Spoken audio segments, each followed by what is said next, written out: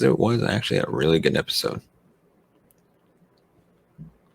And now, of course, we got to do our Obi-Wan Kenobi review.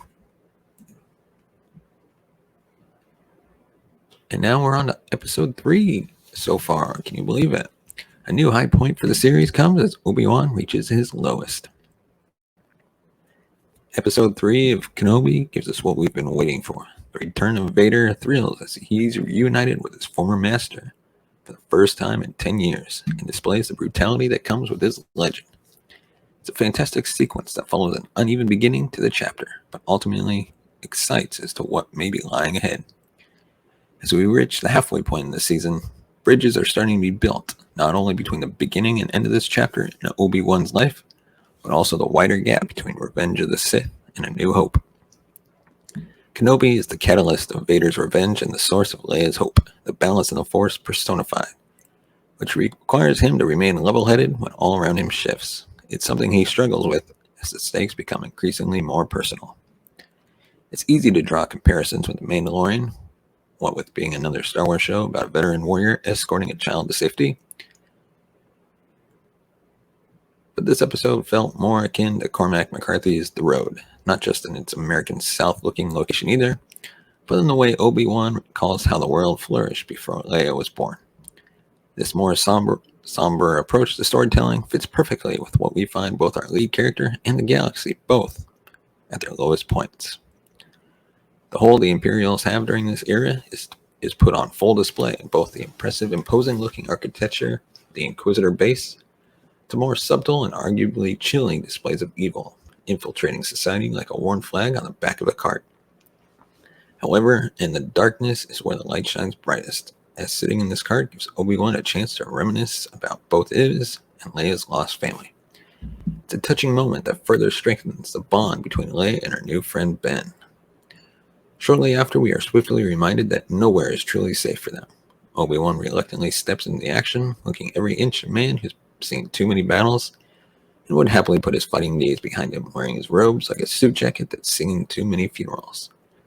It's not to say he doesn't live up to the legend when called upon, though, using his uncivilized blaster to full effect.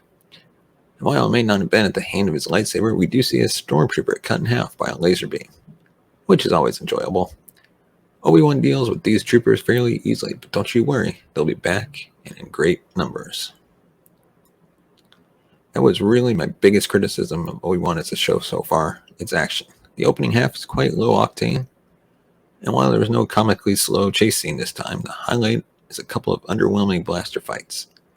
The plot plods along more concerned with reinforcing bonds established in the first 2 chapters than hitting plot beats, but all that changes in an absolutely thrilling final third. Vader breathes new life into the show that moment he arrives. The silhouette is unmistakable, and the darkness that fits it unrelenting.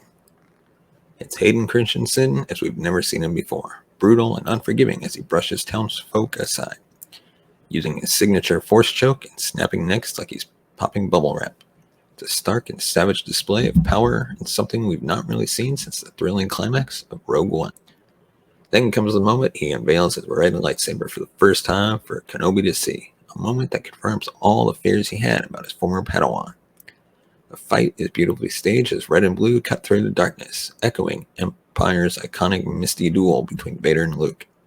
The choreography hits a satisfying sweet spot between the restraint of the original trilogy and excess of prequels.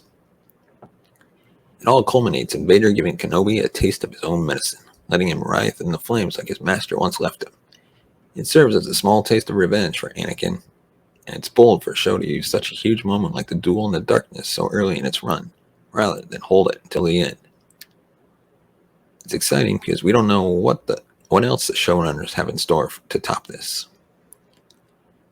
The threads of iconic Star Wars themes weaved through the soundtrack by low-key composer Natalie Holt works to stellar effect, and the moment it cuts out to let Vader's breathing provide the base of the score is wonderful.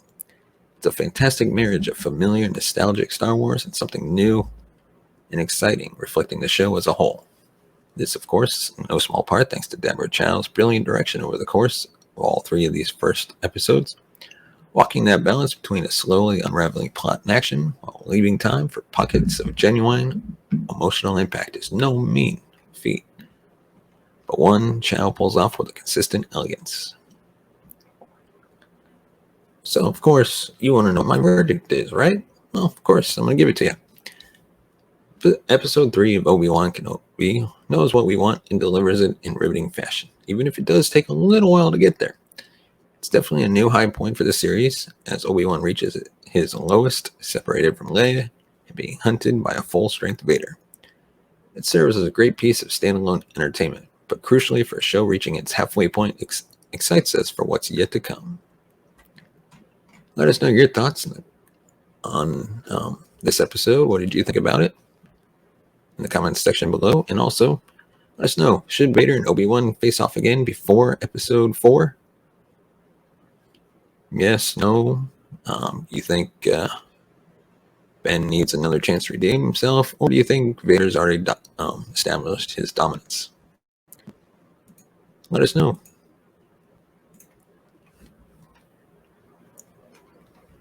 And of course, if you want to support the show, you can buy us a coffee at buymeacoffee.com/cinemagold. Your support helps the channel grow, upgrade our equipment, hopefully take this show on the road eventually, bring in new hosts, create new shows, and be able to pay them for their time and effort into this podcast. And please hit that like button. Give us a thumbs up if you like the channel, or if you like the content. Subscribe to the channel to get more content like this, and hit that bell notification button to be notified of future videos. And also, subscribe to the podcast on all major podcast platforms, including Good Pods. Check it out today on Good Pods Today. And as always, thank you so much for watching and listening. We will see you next time.